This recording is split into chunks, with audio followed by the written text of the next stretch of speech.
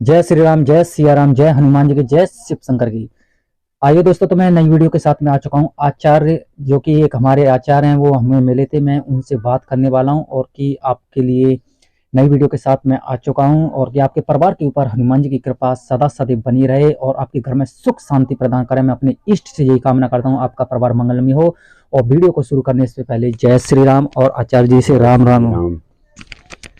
आचार्य जी, जैसे कि आज की दुनिया में, मतलब आज इस समय पर जो कि ये कलयुग चल रहा है, इस कलयुग में साक्षात हमारे देव जो हमारे बीच में मौजूद हैं, उनकी भक्ति थोड़ी सी भी कर ले तो बहुत जल्दी वो भक्तों से खुश हो जाते हैं। और कि आज भी इस पृथ्वी पर साक्षात मौजूद हैं, वो हमारे शिव के 11वें रुद्र रूप जो हनुमान जी है, राम भक्त हनुमान जी, वो आज भी हम लोगों के बीच में रहते हैं।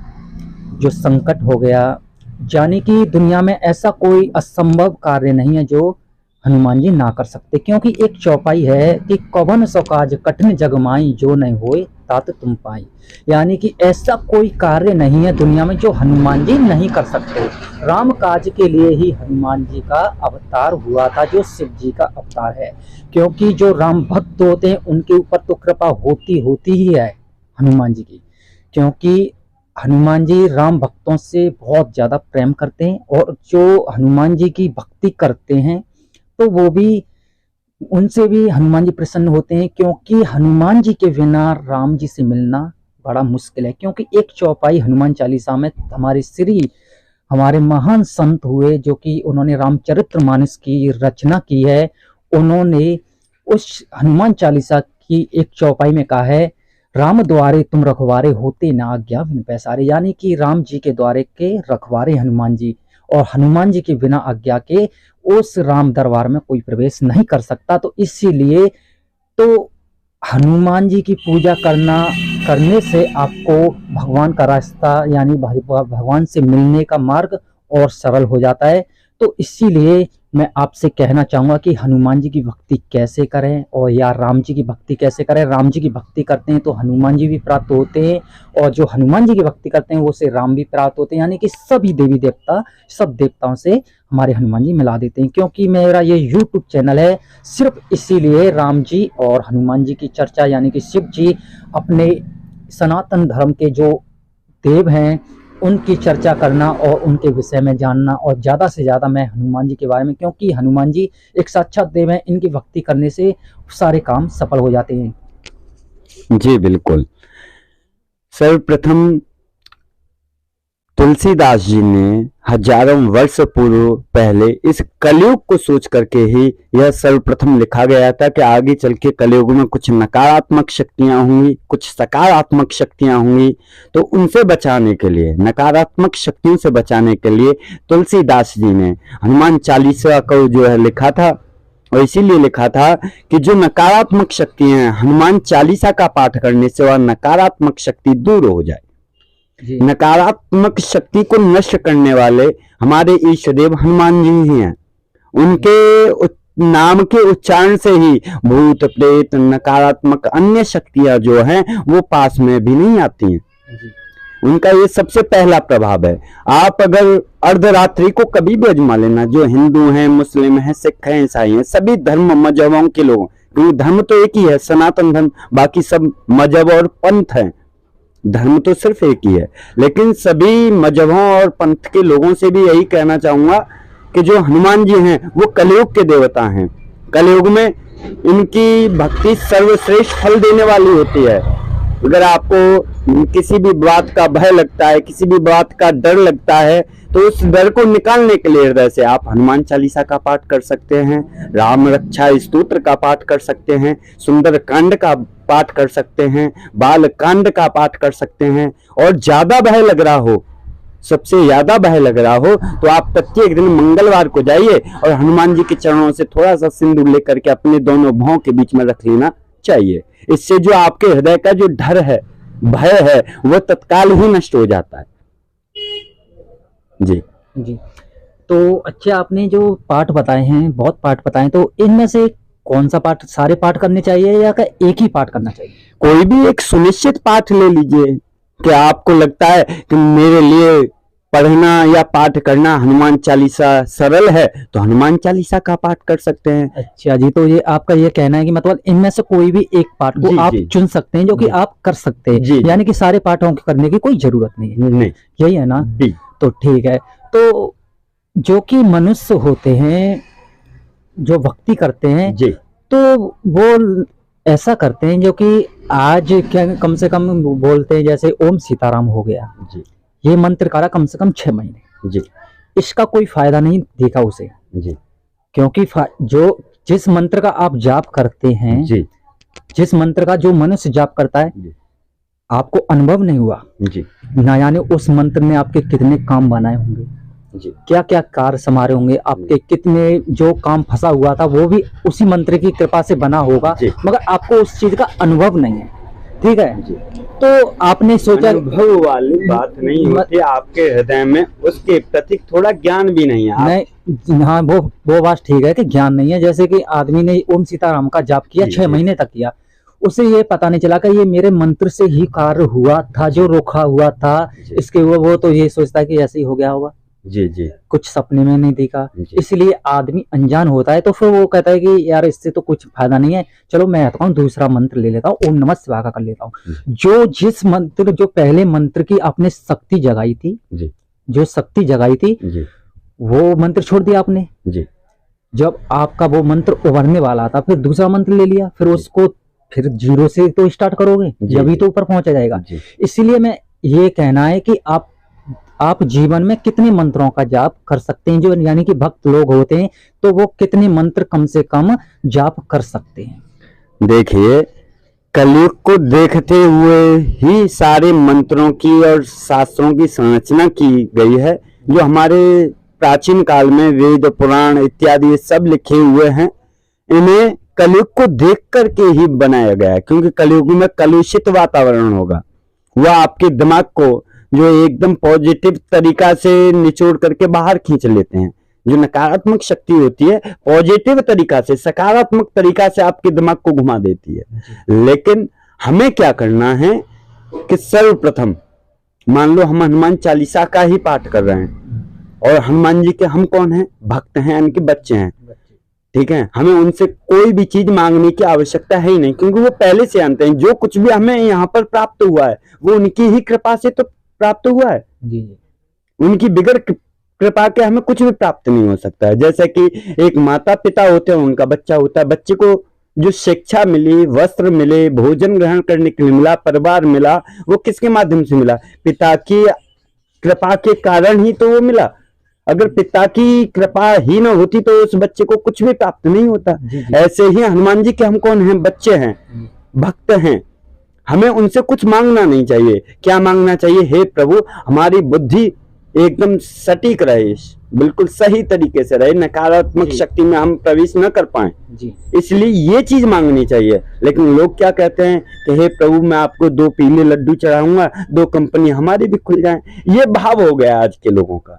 लेकिन इस भाव को खत्म करने के लिए आपको अपने हृदय से भक्ति जागृत करनी होगी। आपको उनसे कोई लालच नहीं करना है, क्योंकि सब कुछ जो हमें प्राप्त है उन्हीं की कृपा से प्राप्त है। और अभी भी आप मोह माया में फंसे हुए हैं, तभी तो उनसे मांग रहे हैं कि हमारी ये कंपनी खुल जाए या हमारा ये व्यापार चल जाए। ऐसा कुछ नहीं। जब आप हनुमान जी की भक्ति करेंगे तो निस्वार्थ होनी चाहिए, जिसके अंदर कोई स्वार्थ ना हो।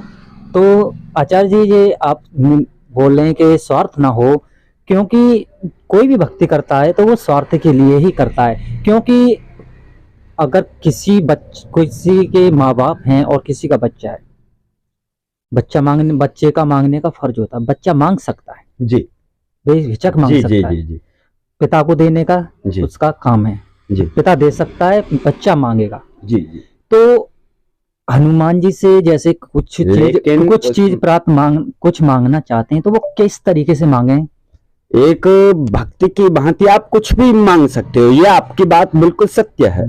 लेकिन एक पिता का कर्तव्य होता है, अगर पिता को दिख रहा है कि मेरा बच्चा कुमार्ग पर जा रहा है, इसे ये गलत चीज है, इसे नहीं देनी चाहिए। हनुमान जी भी तो हमारी परीक्षा लेते हैं ऐसे ही, पिता की तरह। पिताजी भी तो हमारी परीक्षा लेते हैं। जब पिता को मालूम है बच्चे को मोबाइल की जरूरत है तो दिलवा देंगे। अगर बच्चा ज्यादा छोटा है, वो मोबाइल की जिद कर रहा है, तो क्या आप मोबाइल दिलवाएंगे? नहीं दिलवाएंगे, क्योंकि उससे वह बच्चा कुमार्ग पर निकल जाएगा जी। ठीक है ना। तो कुछ चीजें ऐसी होती हैं कि एक पिता अपने पुत्र को आजमाता है, परीक्षण करता है, परीक्षा लेता है। ऐसे ही हमारे इष्ट देव हनुमान जी हैं, वो भी तो परीक्षा लेते हैं कि मेरा भक्त इसके लायक है या अथवा नहीं है।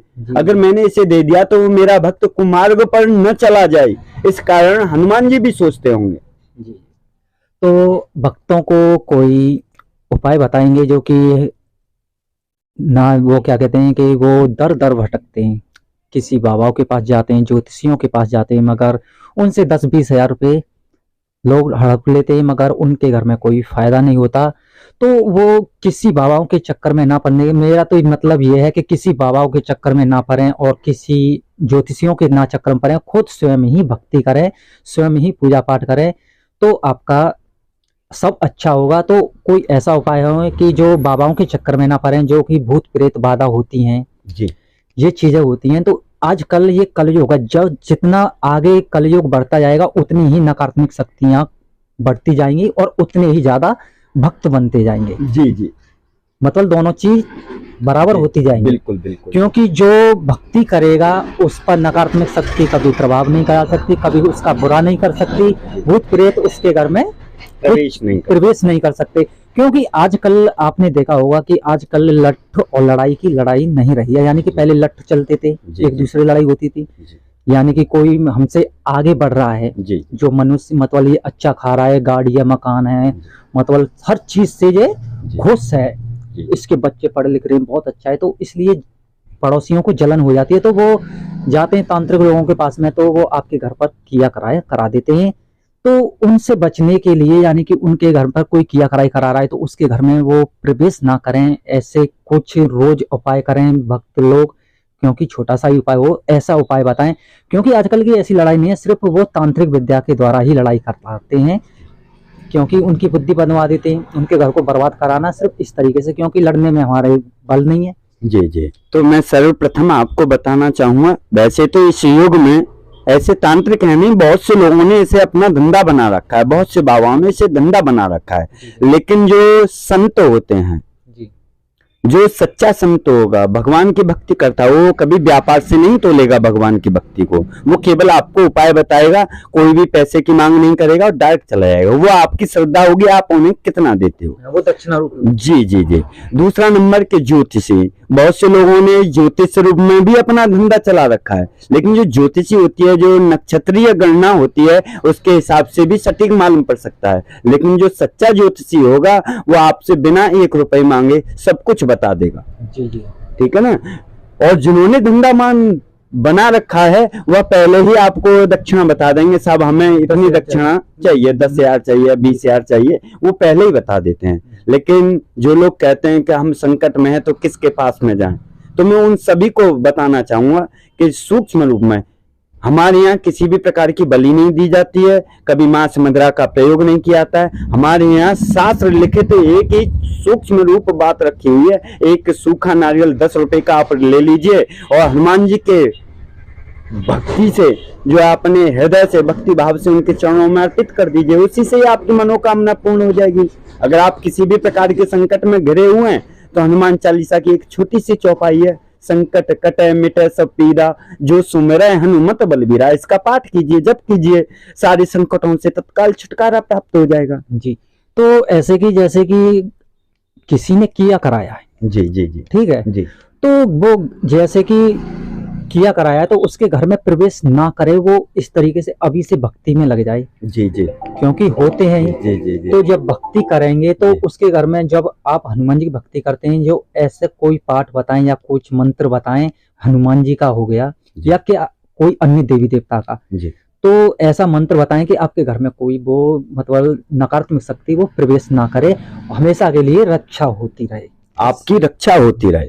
तो सर्वप्रथम मैं बताना चाहूंगा, भक्ति के लिए एक सूक्ष्म मंत्र है, हनुमान जी का बीज मंत्र है, ओम हम हनुमते नमः। इससे आप हनुमान जी की भक्ति कर सकते हैं, पाठ कर सकते हैं। तो अगर आप चाहें कि हमारे ऊपर किसी ने कुछ तांत्रिक ने कर दिया है, ये कर दिया है, तो उसका विधान यही है कि आप एक सूक्ष्म रूप में नारियल ले लें छोटा सा, और एक लाल कपड़े में कंद में उसे लपेट लें और अपने शरीर से 7 बार उतार लें और हनुमान जी से प्रार्थना करें, हे प्रभु हमारे ऊपर, हमारे परिवार में, हमारे समाज में जो भी नकारात्मक शक्ति उत्पन्न हुई है वो आपके चरणों में रख रहा हूं, उसे आप नष्ट करें और हमारी रक्षा करें। ऐसे कहते हुए उनके चरणों में अपने आप को अर्पित कर देना चाहिए।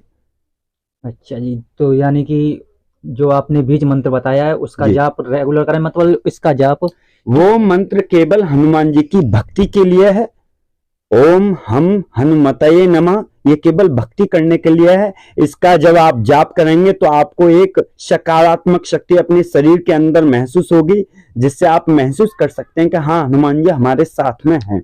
तो इस मंत्र का अर्थ क्या है, एक बार मैं आपसे आचार्य जी पूछना चाहूंगा, मगर भक्तों के मन में सवाल होता है कि इस मंत्र का अर्थ क्या होता है। ओम हम हनुमते नमः का अर्थ नहीं, ये बीज मंत्र है, संपुट मंत्र भी बोल देते हैं। बीज मंत्र का होता है, अर्थ है कि जो पृथ्वी का, सृष्टि का जो केंद्र बिंदु है उसे हम बीज मंत्र कहते हैं। अच्छा, यानी कि हनुमान जी को ये प्रसन्न करने का मंत्र है जो। जी जी जी जी, जी। तो ठीक है, तो ये यानी कि हनुमान जी को प्रसन्न करने का मंत्र है, तो इसकी माला करनी है या कैसे करना है? आप दोनों तरीकों से कर सकते हैं। एक पाठ के माध्यम से भी, आपके पास में माला नहीं है कोई दिक्कत नहीं है, आप अपने बस आंखें बंद कीजिए और हनुमान जी का सूक्ष्म स्वरूप अपनी आंखों में बसा लीजिए और ओम हम हनुमते नमः का पाठ प्रारंभ कर दीजिए। इसके पाठ मात्र से ही आपके हृदय में सकारात्मक शक्ति उसी समय से प्रवेश करना प्रारंभ हो जाएगी। अच्छा जी, तो ये यानी कि इस मंत्र को मतलब आप जाप करने के लिए, यानी कि हनुमान जी की भक्ति करने के लिए इस मंत्र का, तो इसके लिए माला की कोई जरूरत नहीं है। माला हो तब भी कर सकते हो, ना हो तब भी कर सकते हो। माला केवल जिन भक्तों ने अपने गुरु से दीक्षा ग्रहण कर रखी हो वह प्रयोग कर सकते हैं केवल। चलो ठीक है, तो जो जिनके गुरु नहीं है वो जी जी नॉर्मल कर सकते हैं। जी जी ठीक है जी। तो इसका जाप जीभ से मुंह, यानी कि जीभ से, यानी कि होठ चला करके बोलना है या कि अपने मन के अंदर बोलना है इसका? देखिए सुनिए, अगर आपको दिख रहा है कि हमारे घर में, हमारे मंदिर में या हमारे आश्रम में नकारात्मक शक्ति है तो हम कंठ से उच्चारण कर सकते हैं। अगर आपको अपना सूक्ष्म भक्ति प्राप्त करनी है तो आपको कंठ से नहीं बोलना है, अपने मन ही मन, हृदय में ही उच्चारण करना है। अच्छा जी, तो ये आचार्य जी ने उपाय भी बताए जो हनुमान जी भक्तों के लिए, जो आपको उपाय समझ में आए वो आप उपाय कर सकते हैं। इन्होंने कई पाठ भी बताए हैं और इन्होंने हनुमान जी, यानी कि आपके घर में कोई नकारात्मक शक्ति प्रवेश ना कर सके, तो इसलिए आप हनुमान जी का जो इन्होंने बीज मंत्र बताया इसका रेगुलर जाप करें। आप वो भी अपने मन में करना है, अपने मुंह से नहीं बोल करके जीभ से, क्योंकि यानी कि इसका जाप करोगे तो आपके ऊपर हनुमान जी की कृपा बनी रहेगी। आप अपने कंठ से जितनी तेज आवाज में इसका पाठ करेंगे और जितनी दूर तक आपकी आवाज जाएगी वहां तक आपकी कोई भी जो नकारात्मक शक्ति है वो प्रवेश नहीं कर सकती है। जहां तक आपकी आवाज जा रही है वहां तक कोई भी शक्ति प्रवेश नहीं कर सकती। नहीं, ये तो बात ठीक है, क्योंकि लोग कहते हैं कि मंत्र का जाप अपने मन में करना चाहिए, क्योंकि अपने मन में करना चाहिए। मंत्र का जब तेजी से बोल करके जब कर सकते हैं आप, क्योंकि आप 2-4 साल से पहले से करते आ रहे हैं भक्ति किसी मंत्र का जाप, तो आप उच्चारण कर करके उस मंत्र का जाप कर सकते हैं। जो नए भक्त हैं वो अपने मन में ही जाप करें, क्योंकि मैंने ये सुना है, मुझे इतना वो तो है नहीं, मैं एक ज्योतिषी तो नहीं हूँ।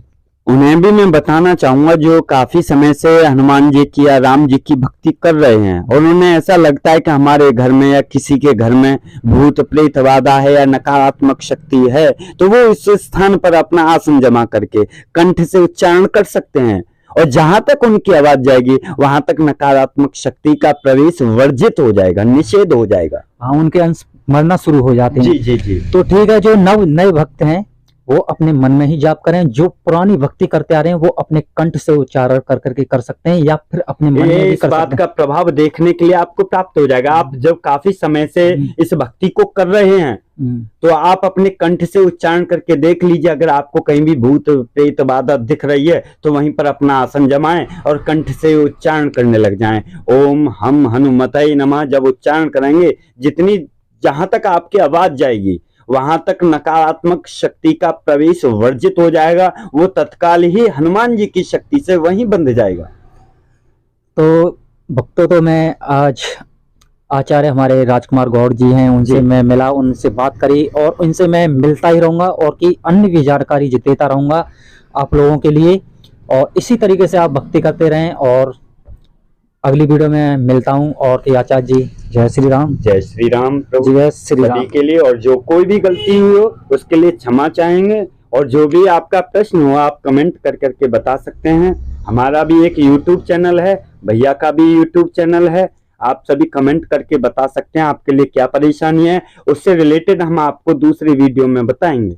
तब तक के लिए बने रहिए हमारे साथ। जय श्री राम। ठीक है दोस्तों, तो मैं ऐसी ही नई वीडियो के साथ में आता रहूंगा और कि राम जी की कथा और हनुमान जी के चमत्कार और हनुमान जी के मंत्र और अन्य भी अन्य और भी जानकारी के लेते रहूंगा और भी लोगों से मिलता रहूंगा और मैं खुद भी बताता रहूंगा आपके लिए कि हनुमान जी की किस तरीके से भक्ति करनी है। आज की वीडियो में यही। जय श्री राम। जय श्री राम।